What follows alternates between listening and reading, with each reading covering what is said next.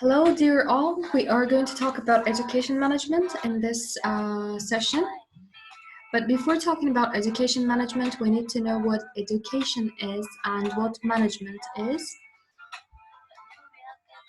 So here we see the education by definition and management by definition. So what is education by definition? It is an enlightening experience. In the first definition and the second definition, this is the process of receiving or giving systematic instruction, especially at a school or university. So what does that mean? Let's go for the first definition, enlightening experience. That means education is something that will make an individual a better one, smarter one, wiser one. And here in the second definition, we see that this is the process in which, for example, at school or university, the individuals either receive or give systematic instruction. What do we mean by systematic instruction? It means the subjects or the chapters are related. It's not like random knowledge. It is the knowledge that's given for a specific purpose, and this is organized, that is systematic. All right, this is the definition of education, and here we go for the definition of management. What is management? This is a process of dealing with or controlling things or people. So when we deal with people or when we control things or people, we manage the things. Simply, we arrange, we organize, and control.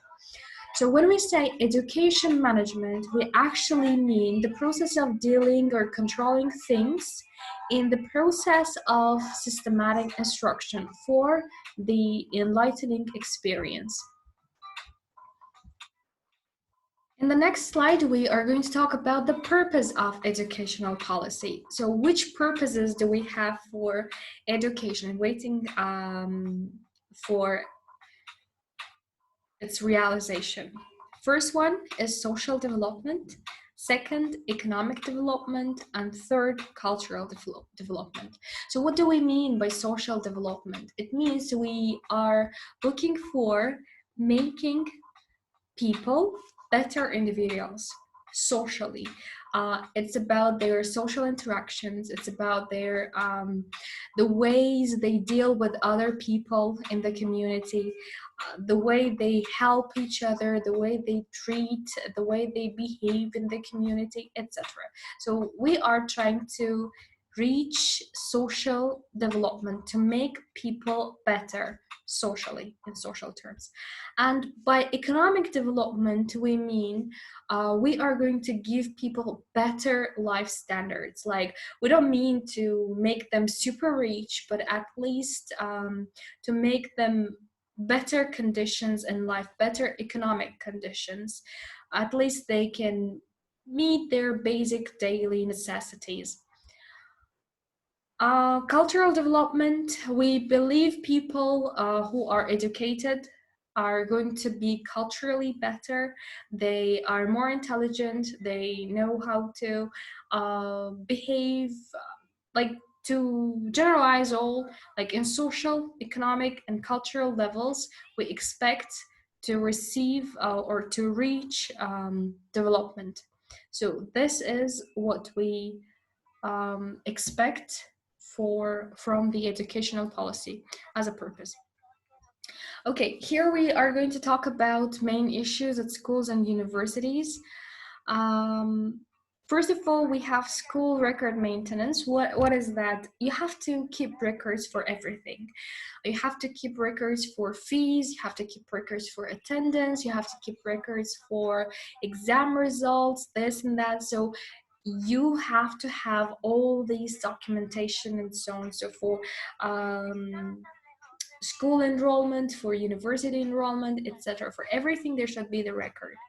Second of all, evaluation system. It's super important because that is the system that will show the development, that will show the improvement. If there is no system of evaluation, how come we know whether we have improved or we have this is the process of improvement or recession, like we are getting better or worse. So in order to know that, there should be evaluation system for everything, for student performance, for teacher performance, for academic performance in general, for management performance, for financial management, etc. There should be general evaluation system for the school or the university, which kind of educational center it is. Work environment is super significant at schools and universities because we believe that in the community, churches, mosques, I don't know, any place where you have religious practices and educational practices are the, like, if it is not so, that means we have the problems in the community. So these places are supposed to be the safest and the places of the highest I don't know how to express it properly, like I don't mean intellectually, but morally, like where you have no behavior problems. So work environment is super important. So at schools and universities especially, there should be the best environment for students, for all the individuals working in that place. So that should be like mosques or churches. Like for me, schools and universities, the places where you have educational practices or where you receive educational experience, it's a holy place. So the environment is super significant. About individual satisfaction, we will group students and employees. We will divide them into two. So if we talk about students, they should know what they want to learn and why they want to learn, or what they need to learn and why they need to learn, because sometimes they don't want, but once they realize why they need it, they improve their performance. So student motivation is important here in satisfaction, in the point of satisfaction, and the employee job satisfaction. So here we talk about the teachers, since we're talking about schools and universities, professors or administrative workers at schools or universities. So they should be satisfied. So how can they be satisfied? It can be about salary, they can be financially satisfied, or most importantly, it can be about future perspectives. So as we have mentioned here, future perspectives are the main point in overcoming current challenges. Why? Because sometimes you give up on your current day problems with the hope of better future. Like you think you can overcome it because you want to receive that reward. So future perspective is really, really important in overcoming modern day challenges, like the problems that the employees or the students face today can be overcome with the help of future perspectives. Like students will keep studying with the motivation that they will get the best mark in the exam, or the employee will keep working hard even if the conditions are tough, with that future perspective. So there should be the thing that will motivate that worker to keep working harder and harder. Well, I want to talk about the salaries here, because some of the employers think that the salary is the main factor affecting employee satisfaction. Well, it's one of the main ones, but it's not the most important one. I'll say why. Because for ordinary people, it will be really hard to understand, but for economists, it's super clear. We have the rule of diminishing marginal utility. What does that mean? It means every second drop or every second unit of what you receive will make you less satisfied. Imagine you are a very, very thirsty person. Your satisfaction in the first drop or first glass of water is maximum. Second one will be average. Third, fourth, the fifth, you will hate water. So when you are thirsty, your first glass is super important. But after a certain point, it will be useless. It will even be not effective at all. The same will go for bar of chocolate. The same will go for flowers, perfume, for love, for whatever, and the salary. So your first, for example, you receive $1,000, but your top is $2,000.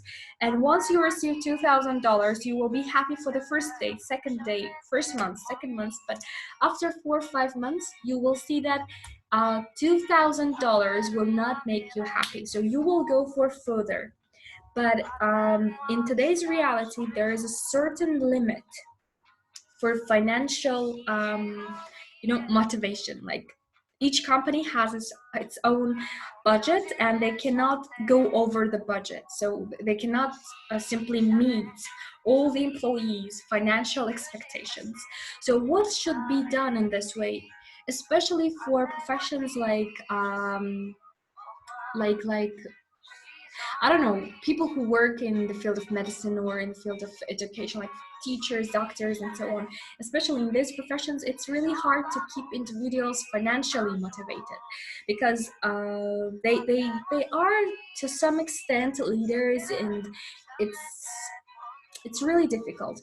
You can give bonuses for sales representatives or for marketing specialists. For those fields, it really works, but it would work. But for the fields like teaching, or again for doctors, it wouldn't be of great effect. So there should be future perspectives, either promotion or different kinds of motivating factors. Might be some perks and so on. So for employees, it's super important. So financial motivation will not work till the end. To some extent, yes, it will, but after a certain extent, after a certain point, it will be super hard to manage. Timetable is one of the most significant points for school and university management, because it's the main column of that building, because you build everything according to the timetable. So efficiency totally depends on this. Timetable should be very, very, very well planned. About extracurricular activities, they are of significance as well, because they are supportive. They make the subject more interesting, more fun. It helps for social interaction, for students to become more sociable, to know each other better, to discover their inner talents, and so on. So extracurricular activities are of high significance as well. So we are going to talk about 5 significant points for schools and universities. Again, it will be stability. It's not only for schools, it's for all the companies that want to succeed. Stability is the major key. So what they are trying to achieve is stability, because if there is no stability, you cannot build anything on it. So first you need to achieve stability in the field, and then you can go for further improvement. Division of labor. Everyone should know what he or she is supposed to do, what he or she is, know who that person is and what that position means. For example, as a teacher, what are your responsibilities? What is your job? What is not your job? As a manager, what is your job? What is not your job? So division of labor, division of work should be super clear, so people can understand what is included in their responsibility and what is not included in their responsibility.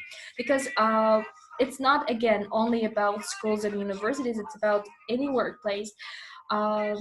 Once you have two people, having their responsibilities entangled, it becomes really hard for them to know who they are and what they need to do for the company. So division of labor should be super clear. There should be, the key points for the teachers to know what they are supposed to do, for the managers to know, for the accountant, for this and that, for any position that they have at the company or the school or university. Discipline, for all workplaces, that's important, but especially important for schools and universities. As we said, there are the places like, like mosques, like very holy places, and that's the first place where we are expected to have the discipline. Remuneration system, we talked about evaluation, and there should be, a super reward, super punishment for good and bad deeds. So that will actually bring discipline as well, and that will bring employee motivation, student motivation, to do something better, to do their job better. Equity, by equity I don't mean equality. First of all, I mean justice. If we do not have proper remuneration system, with equity, it means people, that is the ad. It means, imagine you have two students who do study well, but one studies better than the other. So if you do not, injustice is not only for reward, it's for punishment as well. So I believe there should be equity, by which I mean there should be no privileged individual.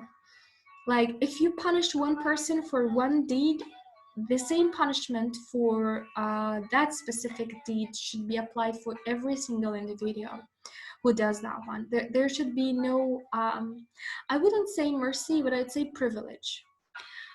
And that will bring justice-based system, proper remuneration, discipline as a result, and will give you the stability, because everyone will know who that person is, what that person is expected to do, and this will bring success for the institution. One of the main points in management: clear instructions, clear expectations. I've been telling this for, I don't know, 1,000 times, but I don't really think that people really get what I mean.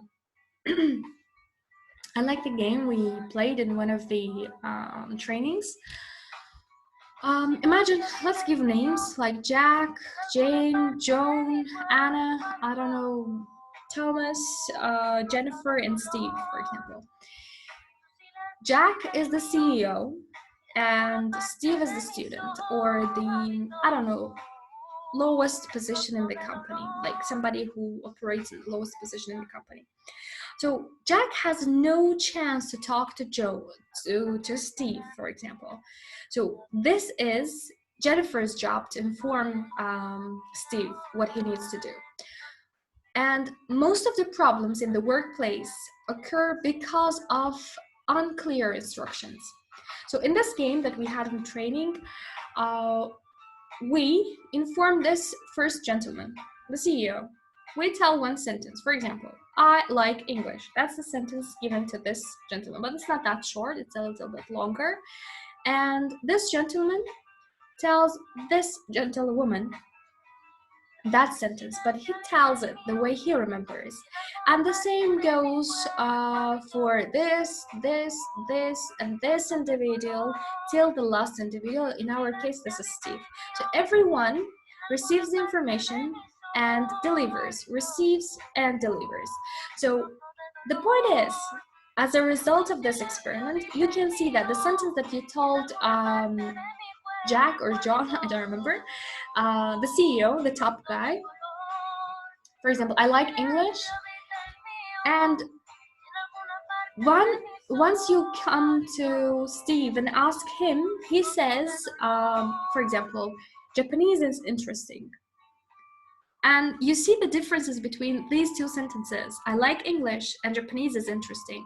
So what I am trying to say is, the way people receive information and deliver can be different from one person to another. So that is the main problem in the workplace: team communication.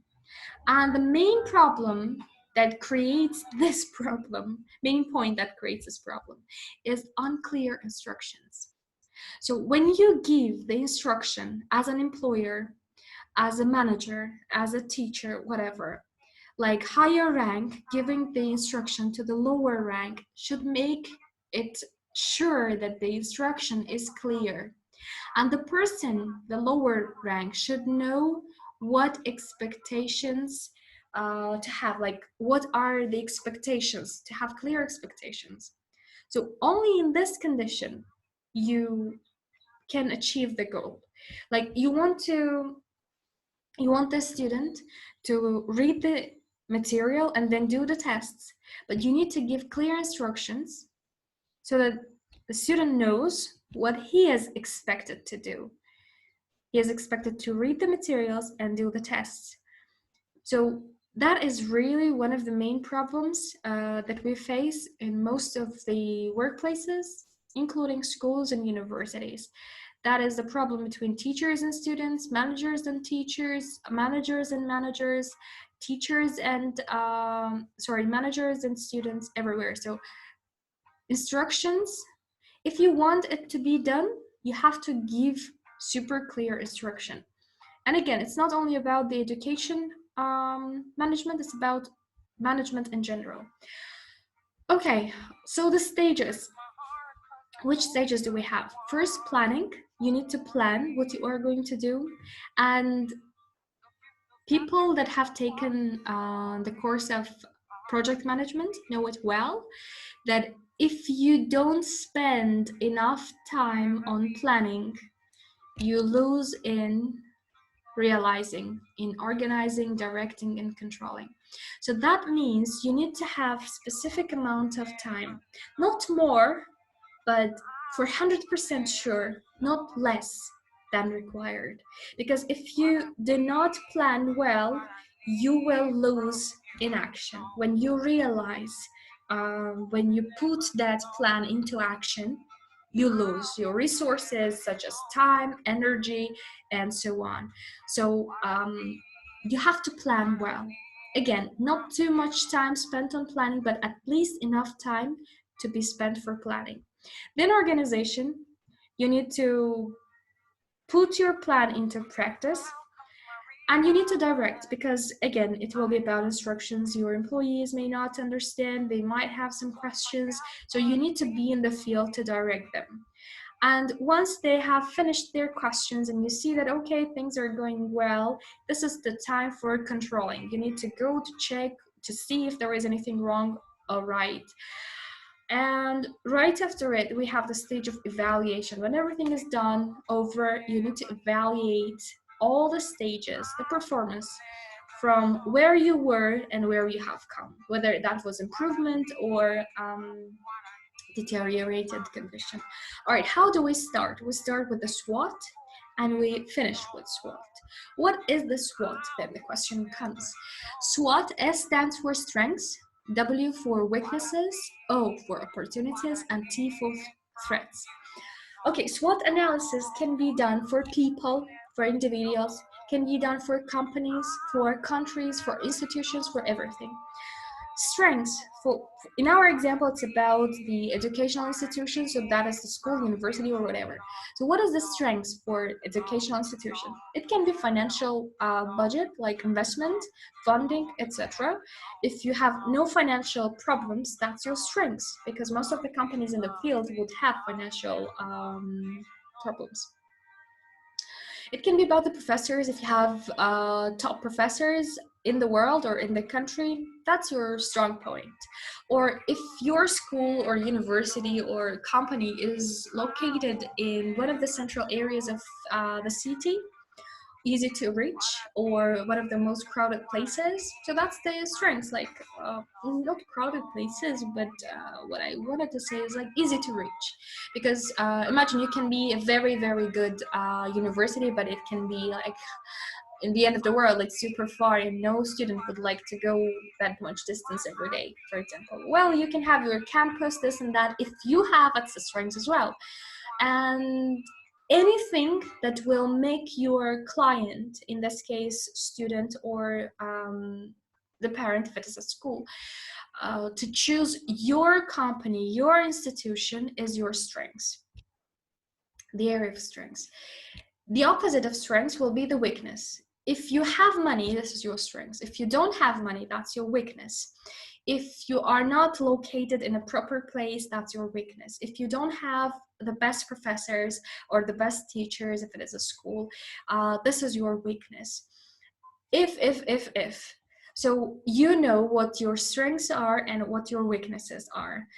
And the opportunity is something that you do not have at the moment, but you know, once you get that, you will be stronger. For example, you have really good teachers, but there is one professor teaching economics at, I don't know, Harvard University or Oxford University or this and that. And you know that this professor has moved to Turkey recently and is looking for a job at one of the universities. So you know that this is a good opportunity for you to get that professor. So if you get that professor, you will get thousands of students. You will, you know, I don't know, you will dominate the market, etc. For example, I say. So this is opportunity. Or you know that there is a charity organization that wants to fund or to grant. So you know that if you get this grant or if you get this donation, you will kind of solve your financial problems and so on. So this is a good opportunity as well. Threat, again, is the opposite of opportunity. You do not have it now, but it's a very risky point. If that happens, it might become your weakness. If that happens, you might lose something. That is the threat at the time. All right, so this is about SWOT. Now we focus on the words effective and efficient. This is input and output formula. Before starting, we need to understand what is input and what is output. Input are the things that you need to have for getting the result, and the output is the result. For example, if this is a factory, the things that you need to use for production are your inputs, and the product is your output. For example, let's say you are the painter, the artist, and you need to have brush, canvas, colors, this and that. These are your inputs. And as a result, you made that painting. This is the output, okay? So effective, the word effective means that whatever you do works. This strategy works, this system works, but effective does not mean the best. Effective means okay, it is okay, you can do it. For example, you can have the color, brush, and the canvas, and you can have the painting. So that works. You have the right things. You have the brush, you have the color, and the paint, and the canvas for the painting. Again, you have the right things, but do you do the things right? That's the question. So when we say efficient, economists like efficiency because that means use of minimum resources for maximum output. That is what all the economists are actually trying to achieve. Well, why I'm talking about economists, I want to talk about the opportunity cost here, because if you do not know the opportunity cost, it will be really, really difficult to see the difference between efficiency and effectiveness. So accountants and economists calculate in different ways. For accountants, let me see if I can make notes. Yes. Okay, let's have the text here. For accountants, if your, let's say, expenses are $50, oops, let me find the dollar sign, okay, and your revenue is $80, that means your net income is 80 minus 50, $30, right? I hope I didn't make any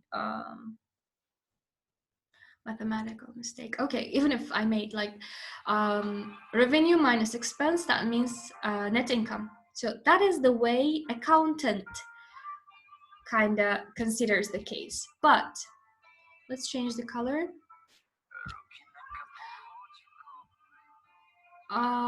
What about the economists? Economists will go for opportunity cost. What is the opportunity cost? Okay, imagine you worked for 1 hour as a teacher and you received $100.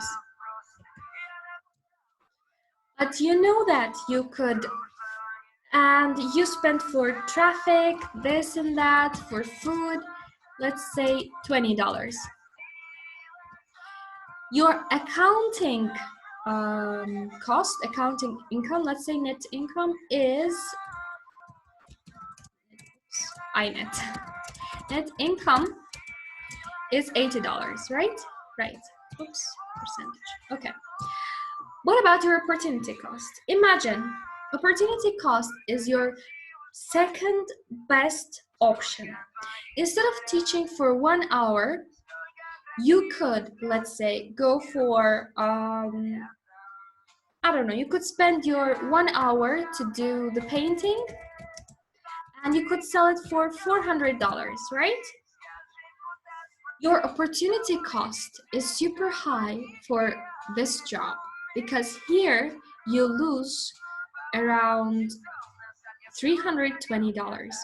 So you have actually not received $80, you have lost $320. So economists always see opportunity costs in everything. That is why they calculate differently. That's why they don't go for effective things, the right things. They go for the things that are right, for efficiency. They see that you can make, for example, 400, but you make $80.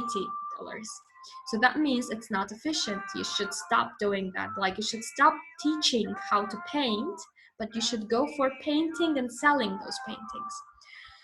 So how do we have the things right? When we have minimum resources used and maximum outcome received, output, then this is efficient. So let me stop commenting. Okay. In this slide, we will talk about resources. We said about efficiency, and we need to know how to use the resources efficiently. But before that, we need to know the resources. So what are the resources? Resources we divide into two categories, renewable and non-renewable resources. Renewable resources are the resources that can be substituted, like you can get it again. For example, human resources, teachers, students, non-teaching stuff, and so on. For example, you can fire one teacher, you can hire another. You can, I don't know, if this student leaves the school, you can have new students. Material resources, the same, building, equipment, technological devices, and so on. Like you can find another building, you can find another equipment, you can buy new technological devices, etc. If your computer gets broken, you can find another computer. So that is material resource, and this is renewable. Financial resources, fees, donation, grant, investment, and so on. So if you lose one investor, you can attract another investor. If you don't have the donation, you can find another charity organization that wants to grant or give some aid, financial aid, etc. If these students don't pay, you can find new students that will pay, etc. So that resource can be, all of these resources are renewable. Like you can substitute, you can replace it.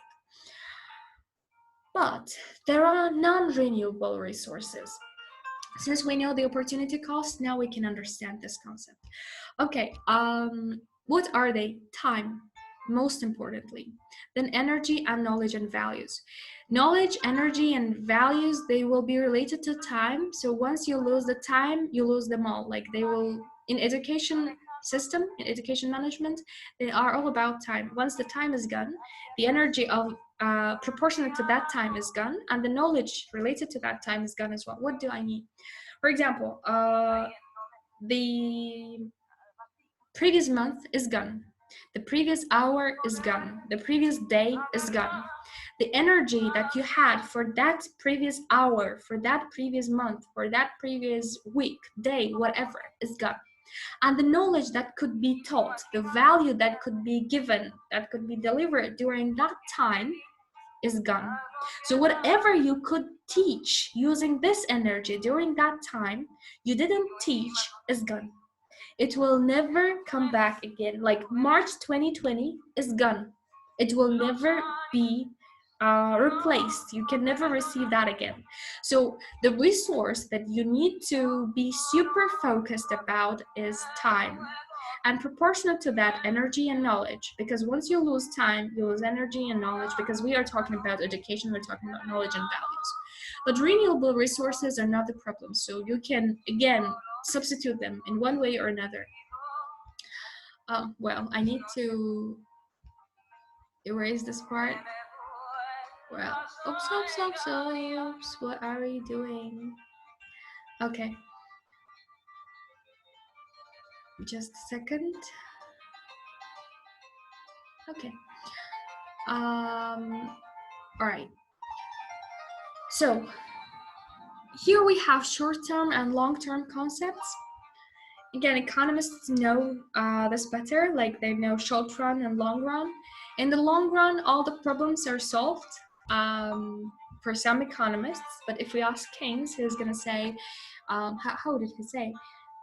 Well, everything will be solved in the long run, but if we don't solve short run problems, we are dead in the long run, like something like that.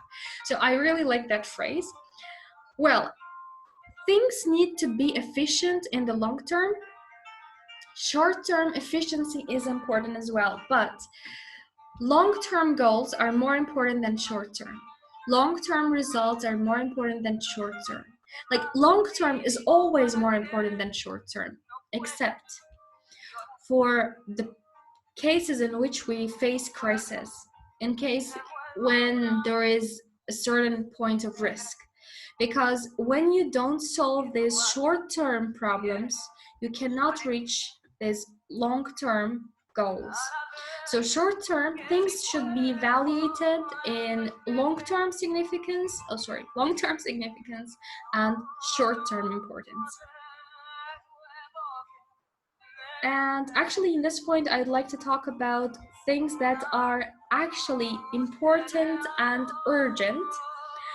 How to prioritize the things, because some things are important in the short term, but they have no significance in the long term. So how to deal with it? We need to categorize things like important, urgent, unimportant, not urgent. So if the thing is important and urgent, that means it needs to be solved in the short term. If the thing is important but not urgent, it means you can postpone it for a later date. If this specific thing is unimportant and not urgent, that means you shouldn't do it at all. If this thing is urgent but not important, you can skip that one too. So when you prioritize, you go for the things that are important and urgent for short term. If they are important but not urgent, they can go for long term as well. Okay. So when we talk about crisis management and risk management, we'll talk about short term and long term again. About relationship management, when do we have problems? When we have common goals and individual interests conflicting. Like you have your goal as an institution, but the teacher or the student has his own individual interest that does not match with the goal of the institution. So in this case, we have the conflicts. Or may not be about the institution, may be about the teacher, may be about like individual interests not matching. Okay, we have peer relations and non-peer relations. Peer means the same level, the same position. So peer relation management will be about student-student relationship. Like sometimes you have students conflicting, not getting well with each other and so on. Or might be teacher-teacher or manager-manager at the same level. But when you have one higher, one lower rank conflicts, that's non-peer relation. When you have problems with, for example, between a teacher and the student, or manager and the student, or manager and the teacher, and so on. So in order to solve these problems, managers are expected to have certain skills. What are those skills about? They are people skills. They need to know psychology well. They need to know how to deal with people. That's why we have HR managers, like human resource managers, to know how to approach the individuals, how to have proper management. The manager should have technical knowledge in the field, and conceptual skills, like strategic vision, like you know that this point is significant or insignificant, to prioritize well, to have sometimes very, very good employees may be super disobedient, but it's temporary, like for a week or two, for a month or two, they may go through a very hard period, and for that period they can be really hard to control or to manage, but you know that this individual will be super okay later on. So you need to have this strategic vision. Or sometimes you have really good students in the class and they are generally good, but for 1 week or 10 days they become super disobedient. So it might be the result of outer factors, like outside points that affect his behavior in general. So you need to have this strategic vision to know what to do and when to do and how to do. Okay, about leadership and management, we will talk about it again in our other lectures, but here there are some points I want to mention. So leadership is all about, like, it's the mixture of several things like strategy, accomplishment, management, motivation, vision, etc. I will not read all. What I want to emphasize about leadership here is that it's never true that one size fits all. Some people will recommend to have proper, like we will talk about management styles and leadership styles. Certain individuals will recommend to have one management style and to apply it all the time, or one leadership style and to apply it all the time. I would say it's wrong.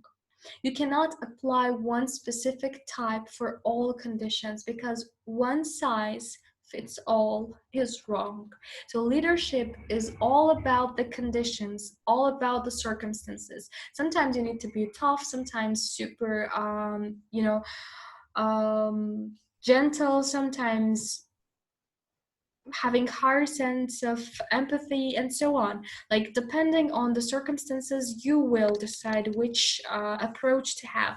So leadership, successful leadership, is all about the right mix. So there is no one size fits all approach. Like, it's really wrong.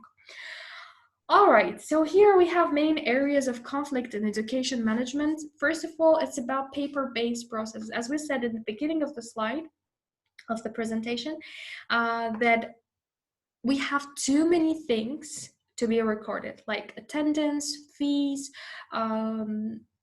I don't know, exam results, quiz results, enrollment, documentation, this and that, so many paper-based processes.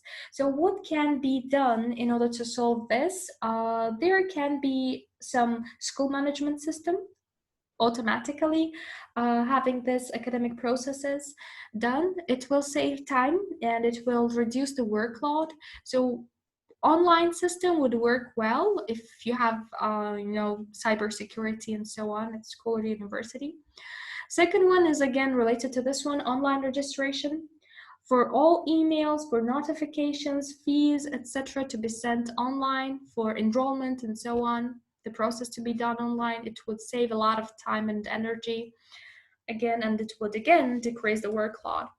The third point is about admission and enrollment. What is the problem here? The point is, usually schools and universities have the target of, for example, having 5,000 students or 500 students. Well, it depends whether it's a university or school.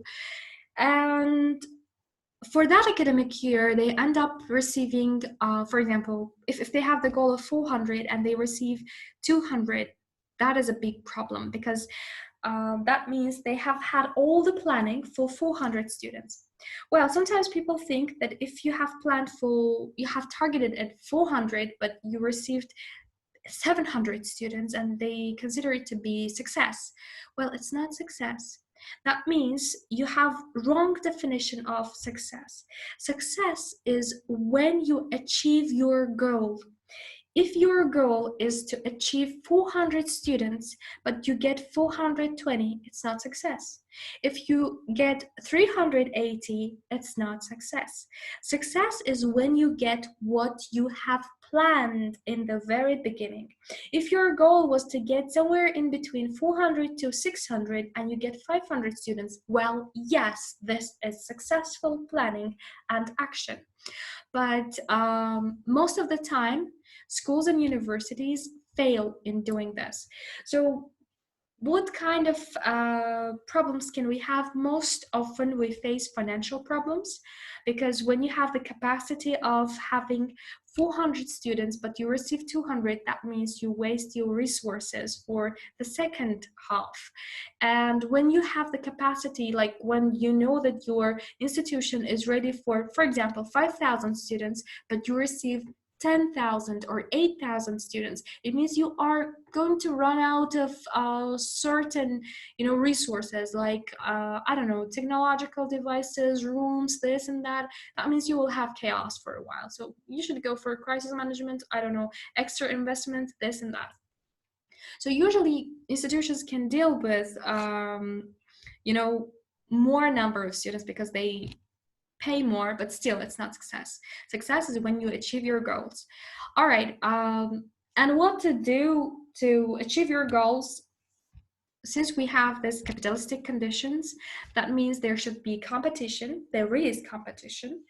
And in order to stand out in the crowd, the institution, as any other company, should be different from the others. There should be certain points that will make this institution different from the others. Like there should be certain list of things that will make the individuals choose this proper company. Like, for example, why do you buy, I don't know what to say. For example, if this is a company, for example, why do you buy Samsung products but not Apple products? Like there is a set of points that will make you choose this company over the other. The same goes for institutions. Like if you apply for this school or for university, there is a reason for it. Like usually it's not one, there are many. Might be the country, might be the education fee, might be, I don't know, the professor at that university or the teachers at that school, PR might be, or advertising, this and that. There should be certain factors. So there should be set of points that will make this institution different from the others. The next point will be about course curriculum. Well, if we had this point, I don't know, 4 or 5 decades ago, I wouldn't say it's important, like course management, because we had stability. Well, maybe more than 4 or 5 decades, and that actually depends on the country as well. Okay, let's say a century ago. But in today's reality, course management is super significant because in the previous slides, we talked about education and industry gap. Or we haven't talked, I don't remember. I talk about it all the time. So there is a huge gap, and this gap is getting wider and wider every second day. So students study one subject at school, and when they graduate, they see that the information, the knowledge that they have received at school or university has no actual application in modern day industry. So that is the reason why we say education and industry gap is getting wider and wider. So what should be done? Course management, there should be flexibility. Like there can be any kind of crisis, or you can see that these subjects are not of significance anymore. And I don't know, for universities especially, and for high schools as well, like the subjects, modern day subjects, should be taught. Like, you know that there is great need for business administration, so, or economics. So these subjects should be taught at high school because they are going to graduate and start their university life. Or for universities, like they see that more technology related, like technological subjects are taught, are needed. So they need to give those courses. That's the reason why we have most of the students taking online courses or going for certain institutions to receive some knowledge in the field of technology or business administration and so on, because the information, the knowledge they receive at universities or at schools is not enough for them to catch up with modern day trends or workplace difficulties. So courses should be quite flexible so that they can adapt to changes on time, in case of need. All right, teacher evaluation. We talked about it in the previous slides as well. There should be better teachers for better students, and there should be the evaluation system that will help for the employee motivation, like employees' job satisfaction. As well, in Turkey, they have one nice phrase. I like it so much. They say happy mothers means happy children. I agree with it, and I would go for happy teachers, happy students, because you know, a mother who doesn't have confidence, who is beaten all the time. I'm sorry for this experience, for this expression to remind you of this experience.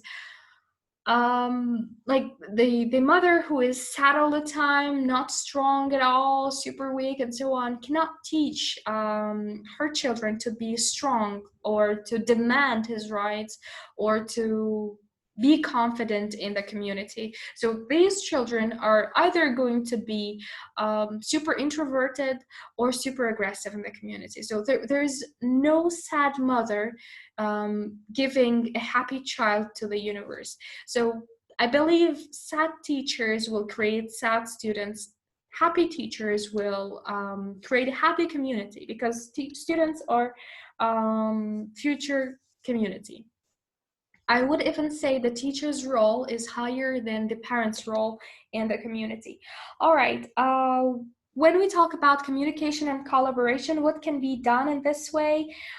There can be, like, some institutions and schools and universities actually apply it, but I will mention all of them because not all the institutions or all the schools and universities apply them. For example, one applies online registration system for admission and paper-based processes, but they don't have this teacher evaluation system or course management, or doesn't have one doesn't have this communication and collaboration system, this and that. So some of them are in application in some universities and schools, but I mentioned all, like I will mention, I haven't mentioned yet. All right, about the 6th point, communication and collaboration. There can be online platform for each student to have his own profile with their records, and for teachers, administration staff, parents, and students to have one platform to meet. So it can be for the universities, I believe they have it.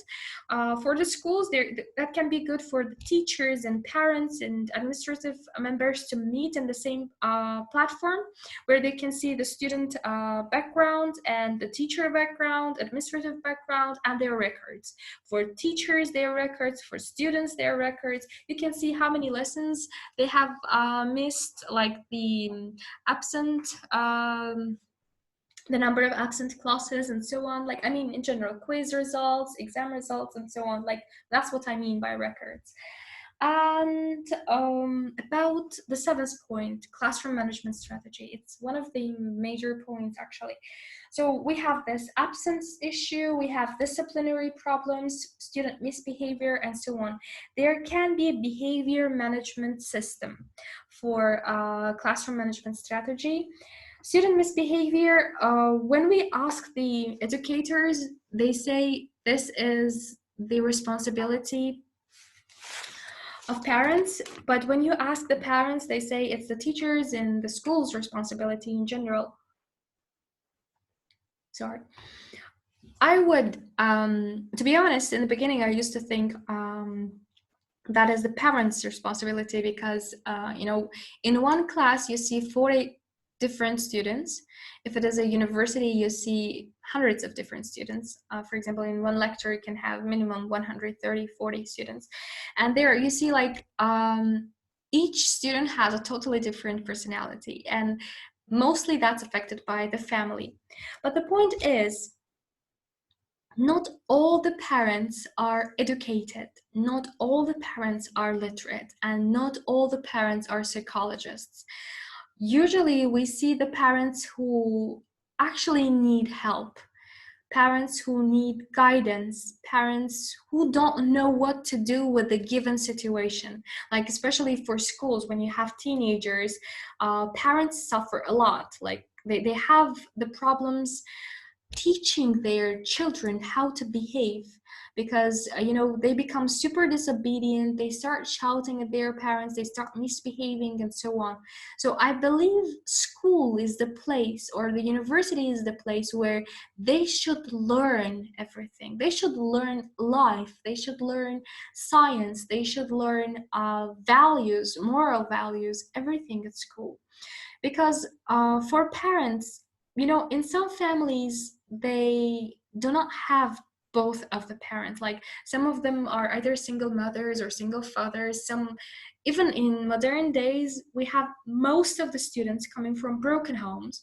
And in this case, like, parents themselves go through psychological problems, and it might be hard for them to handle the situation. Well, the schools will say, is it our problem? Yes, it is. If not the parents, if not the teachers, then whose problem is it? Because we are going to create future members of the community, and the problems of the community is our problems. So those problems are our problems, and I believe school is responsible for student misbehavior. And usually we see parents struggling for financial problems all the time, like starting work from the very early morning till the very late night, and most of the parents don't have time to spend with their children. So the only responsible left here is the school. So I believe there should be classroom management strategy and student behavior management. And they can receive disciplinary notes and so on. Okay, about student monitoring, there can be student information system, again, for the records and so on, to be done on online platforms. And the other problem, the area of conflicts, about revenue management. Not all the parents pay the fees on time. Like, you have unexpected costs, you have problems regarding financial management and so on. So there should be proper revenue management, to have 1-year plan, 4-year plans, or I don't know, not 10 years for sure. It's really hard to predict these days. Okay, and the last point here is about forecasting the academic achievement. It becomes really hard if you don't have the records, but once you have the records and they are quite fair, then it gets easier. But generally, it's really hard to forecast, because you don't know which student will get which kind of motivation, so that they will increase or decrease their performance and so on. So it's like ever-changing trend. But how you can deal with it, you can have the data analytics, and you can go for attendance, assignments, grades, marks, and so on. That will help with forecasting. And here we have the last bonus part. Concerning the problems, bullying is one of the problems, not at universities. I believe it's more common at schools. The other problem is about technology. Unfortunately, not all the schools and universities are well provided with technological devices nowadays, but still, like, compared to decades ago, it's still better. And education industry gap, we talked about it, and it also affects the real motives, like student motivation, lack of real motives. For example, student goes to the university or the school. I remember we had the same problem in our econometrics lectures. Most of the students said, like, I'm going to be, for example, this or that professional, so I do not need this subject. And the same thing happens at the schools. Most of the students don't really know the importance of literature, or the importance of history or biology or this and that. So they say, like, I'm going to be a doctor. Why do I need to study history, this or that? So, and the main problem is that the information that they receive at schools or universities will have no current day use in the industry. So that kind of demotivates the students, giving them the ideas that their energy and time are wasted. Okay, study motivation, again, this is related. So students should be given certain points for motivation. They should understand why they need to study. Well, some of the individuals, I mean, students are, self-motivated, and they are really interested in that subject. and that's good, but that does not apply for all the subjects. Like some students are interested in, for example, biology, other students are interested in chemistry, others are interested in economics, some like macroeconomics, some like microeconomics, this and that. So it's really hard to have the student motivated in all fields, but at least minimum levels should be achieved for all students. Parent involvement. Okay, so I will say parent involvement for schools, but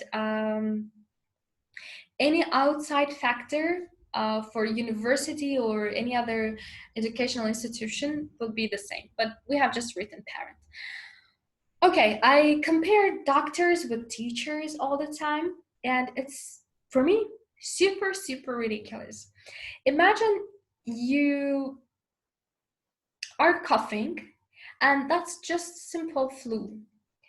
You don't go to the doctor, right? You know that if you go to the drugstore and you buy certain drugs, you will use those drugs, and you know what kind of side effects can be or what other affecting factors are there. And you know that when you get that pill, you will recover in a day or two, right? Okay, so there's no need to go to the doctor, and you don't actually go. But in case you are suffering from cancer, you do go to the doctor, and you never say which drug he needs to give to you, which medicine you need to receive, what kind of side effects that can have, what are those other affecting factors, blah, blah, blah. So when you go to the doctor suffering from cancer, I mean, when you are suffering from cancer and you go to the doctor, you follow all the instructions given by the doctor because you want a cure, right? To get better. So the same applies for the classroom. Like for me, the classroom is the operation hall, doctor and patient. Whatever the doctor says, the patient does. There is no way for the manager to come and to tell the doctor which medicine to use for that patient. Or there's no way for the patient or the patient's relatives, mother, father, whoever, to come and tell the doctor which kind of treatment to apply or which kind of medicine to use for that patient. So that is the doctor who knows the procedure and who decides what to do, what should be done. And here, in our case, that's the teacher. So the teacher should be given full independence, 100% independence in deciding how to treat this patient. In our case, the doctor is a teacher, the patient is a student suffering from illiteracy. So the teacher is responsible to decide which kind of medicine, books, materials, etc., which kind of behavior, which kind of methods to use to treat this patient, the student, and to kind of recover from this illness, which is illiteracy in our case. So for me, that's all the time when I see someone interfering in a teacher's job, I really remember this doctor-patient case, and it seems so ridiculous to me. About half treatment, half cure, I will have one impolite example. I'm sorry for that, but I think it's the best way to explain.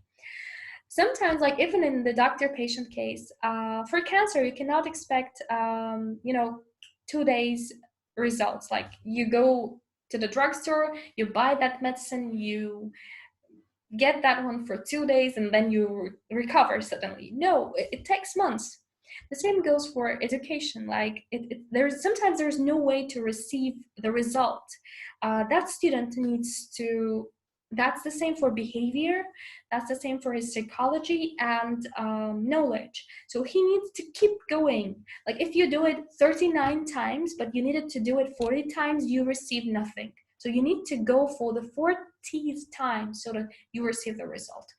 And sometimes it becomes really hard for people to understand what I mean. That's why I give the example of pregnancy. Well, you have to wait for 9 months at least, right? So there is no way to give a birth to a baby in the 5th month. So you cannot expect the result. Like there should be 9 months at least to have passed so that you can see the result. Like you can see that baby, you can hug that baby. The same thing happens here. For the teacher or for the educator, there should be specific amount of time given, and there should be no outside effect, no outside factor, no parent, no administration, no government, no this, no that affecting. So that way you can demand the result from the teacher, and this way here, in case something happens to the patient, the doctor is responsible. And the other case scenario, in case something, like when I say something happens, like when the student does not learn, the teacher is responsible. Unfortunately, the system is built in a way that nobody can hold the teacher responsible because the teacher is not given the responsibility. Okay, so half treatment does not mean half cure. Half treatment means zero cure. So you need to wait till the 9th month to have your baby. Okay, I'm sorry for that example, but I think it's the one that explains the case the best. All right, explains the case in the best way. All right, various levels of knowledge for mixed classes. All right, this is one of the problems as well, because in one class you have your high achievers and low achievers, and sometimes students who do not want to learn anything at all, and it really makes it super complicated for the students who want to learn.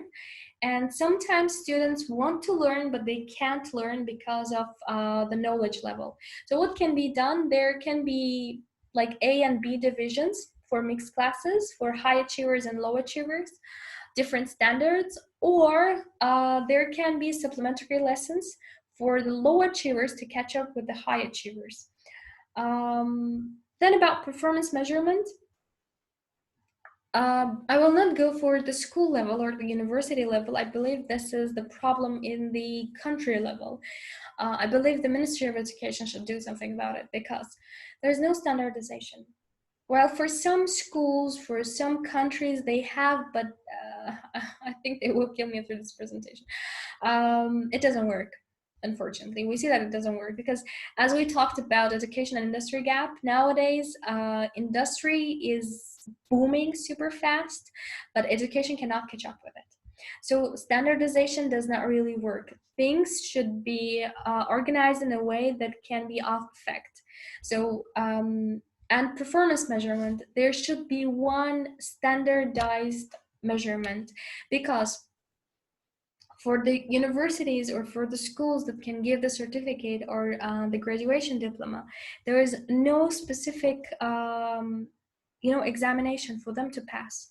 So as a school or university, we can give any diploma or any certificate of graduation for any student we desire. Like the student who studies hard may not receive the graduation diploma, but the student who does not really study hard can get the graduation diploma by different means. I don't mean bribery exactly, but anyway, so there should be performance measurement system, standardized, so that all the students can pass this exam, not only at one school or one university, but in all the educational institutions. And I believe having the certificates would be a great idea for that. And that way, actually, we could cut most of the costs, like not going for the schools or universities, but people could get the, I don't know, certificate programs and have their certificates. Even the exams could be done online. And the organizations, like, for example, we talked about the industry gap, the schools or the universities that want to have this student or the person for this position could write the list of the certificates they need, and they could receive that. Anyway, like, this is not the point of today to be discussed, but still it's the point of significance as well. I believe there should be certain standardization system for performance measurement. Okay, about decentralization, there is no, it's like somehow related. There is no centralized system of management. They are so separate, they are so decentralized, and that causes a lot of problems. And I will try to keep it short about competition and cooperation imbalance. Certain activities motivate competition, certain activities motivate cooperation, but there is imbalance. Some become too competitive, some become too cooperative, and that can have actually psychological effects in the future as well for the students. So there should be the balance. And I believe 50-50 would be the best, but again, that's situation dependent. All right, for the bonus slide, like we had the list of the current problems in modern schools and universities, and even in the country level, but about the country level, I will not talk more because it's not our today's concern. Okay, for today, we are done. And we will talk about different types of management, about risk management, crisis management, change management, and a lot more other types of the management styles and so on, leadership styles, blah, blah, blah. But today we are done. So thank you so much. If you have questions, if you want to get some extra materials and so on, you're welcome to inform, you're welcome to text and ask. I'll be glad to provide. Good luck.